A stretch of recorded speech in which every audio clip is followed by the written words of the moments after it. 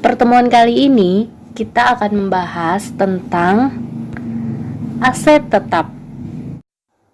Aset tetap adalah aset tetap berwujud dan tidak berwujud sebuah perusahaan yang digunakan untuk aktivitas operasional yang diperjualbelikan. Aktiva ini mempunyai masa manfaat yang lebih dari satu periode akuntansi. Nah, di dalam perhitungan aset tetap ini ada yang namanya harga perolehan atau yang disebut dengan cost.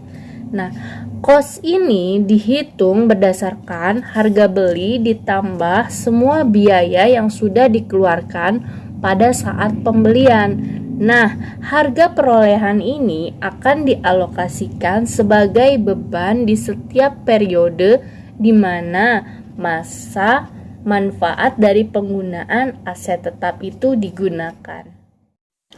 Untuk menghitung penyusutan ditentukan oleh beberapa faktor yang harus kita perhatikan.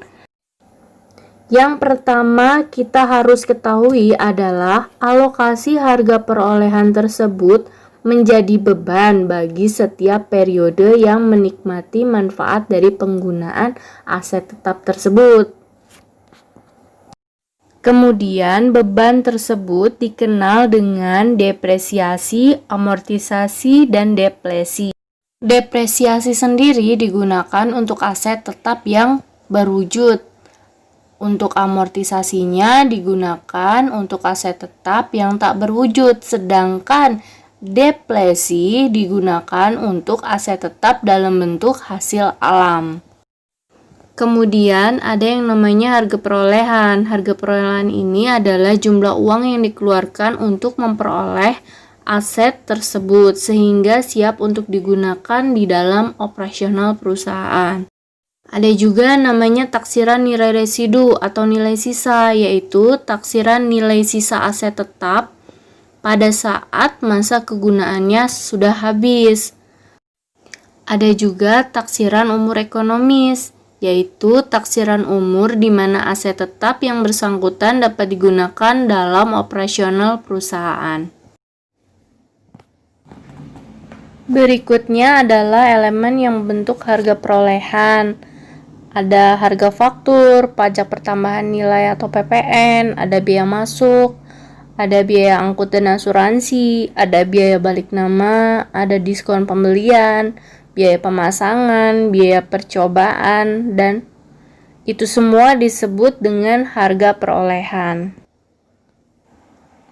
Metode penyusutan terdiri dari 4 metode. Metode yang pertama adalah metode garis lurus, di mana nilai beban penyusutan setiap tahunnya itu tetap atau sama.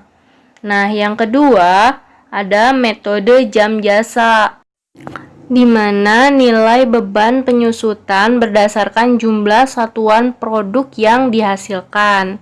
Yang ketiga ada metode hasil produksi, di mana nilai beban penyusutan itu ditetapkan berdasarkan jumlah satuan produk yang dihasilkan.